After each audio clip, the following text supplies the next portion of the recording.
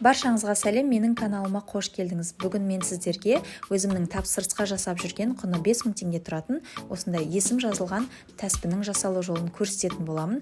Міндетті түрде каналыма тіркеліп, лайк басып, комментарий жаза отырыңыз. Және де колокольчик белгісін басып қойыңыз, келесі видеоны ең бірінші болып көретін боласыз. Бұдан да басқа тәспінің жасалу жолын каналымның төменгі бөлігінен таба аласыз. Бізге қажетті заттар: моншақ, зергерлік жіп, крамп немесе обжим, моншақ қалпақшалары және шашаққа арналған темірлер. Оны видео барысында айтатын боламын. Шашақтың өзі және әріптер, одан бөлек узкогубцы және клей пистолет.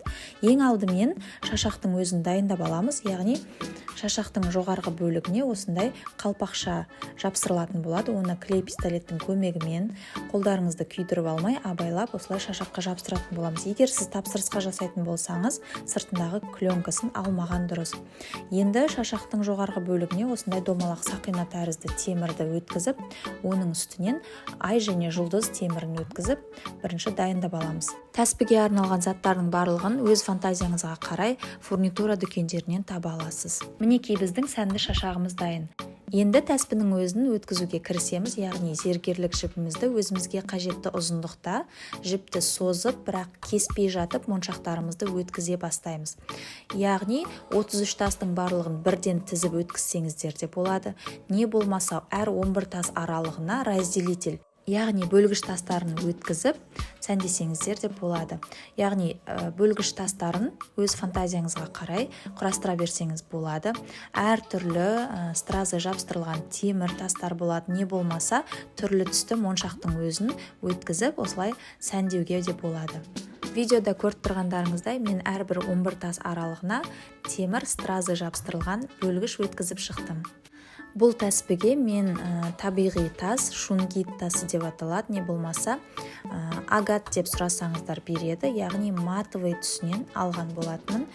Бұл тастың жылтыр, яғни глянцевый түстері де болады. Ол таспен де жасасаңыз өте әдемі болады. Бірақ ең өтімдісі осы матовый түсі менде көбінде тапсырысқа ие. Сол себепті осыны сіздерге көрсетейін деп шештім. Мінекей барлық 33 тасымызды тізіп өткізіп алдық. Енді зергерлік жібімізді өзімізге қажетті ұзындықта барынша ұзындау етіп кесіп алатын боламыз. Келесі өткізілетін фурнитураның нақты атын білмеймін. Экран бетінен скрин жасап дүкендерден сұрасаңыз болады. Мінекей көріп тұрғандарыңыздай зергерлік жіптің екі ұшын өткізіп, яғни жіпті біріктіруге арналған фурнитура десем болады.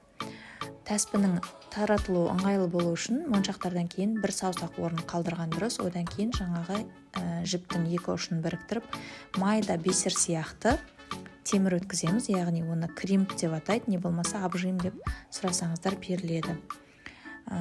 Яғни моншақтарымыз ары-бері жылжып кетпес үшін өткізіп, кримпті жақсылап узкогубцийдің көмегімен қысып қоятын боламыз. Сонда моншақтарымызды жақсы ұстап тұрады. Бір немесе екі данасын өткізіп, жақсылап узкогубцийдің көмегімен қысып қою қажет.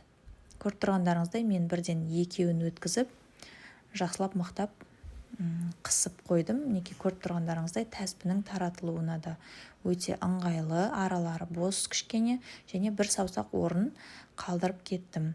Ендігі кезекте моншақтың екі жағына қалпақшалар өткіземіз, яғни бірінші қалпақша, одан кейін моншақ, тағы да қалпақша өткізіп, моншағымызды сәндеп, одан ары қарай әріптерімізді өткізетін боламыз. Көріп тұрғандарыңыздай өте әдемі шығып келеді. Енді ары қарай өзімізге қажетті есімді әріптерді тізіп өткізіп шығамыз.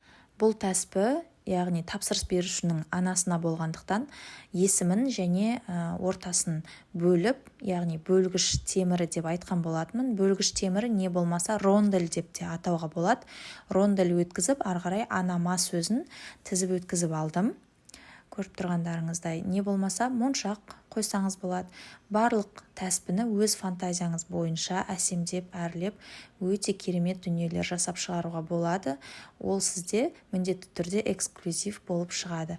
Енді анама сөзін өткізіп болғаннан соң, дәл жаңағыдай қалпақша, моншақ қалпақша өткізіп, тағы да кримп темірін өткізіп, жақсылап қысып шығамыз. Бұл мықтап ұстап тұратын болады біздің жазуымызды. көріп тұрғандарыңыздай ары-бері орындары ауыспайды, тек қана айналып әріптеріміз екі жақ бетіне айналып қана тұрады. Енді ең бірінші жаңағы моншақтан кейін кримпті өткізіп болғаннан соң тағы да кримп темірін өткізіп, одан кейін шашақтың темірін өткізіп, қайтадан кримп теміріне жіпті өткізіп шығамыз. Айтқанда түсініксіз болғанмен видео барысында қарап отырып түсініп алуға болады. Енді артық жібімізді кесіп, жаңағы кримп темірімізді жақсылап мықтап қысамыз. Сонда бізде ешқандай байлам, ештеңе көрінбейтін болады. Көріп тұрғандарыңыздай тек қана тастар және моншақтар болып тізіліп тұрғандай болып көрінеді. Мінекей осымен біздің тәсібіміз дайын. Жасап көріңіздер. Видео ұнаған болса, міндетті түрде каналыма тіркеліп, маған барынша қолдау көрсетіп, видеоларыма лайк басып, және комментарийге келесі жолы қандай қолөнер бұйымын көргіңіз келеді жаза отырыңыз. Мен міндетті түрде видеоға түсіріп, сіздермен бөлісуге тырысамын. Менің инстаграм парақшама да жазылуды ұмытпаңыз. Инстаграм желісінде де үнемі пайдалы ақпараттармен бөлісіп отыратын боламын. Тәсібіні жасап көріңіздер. Сіздермен болған Айгерім.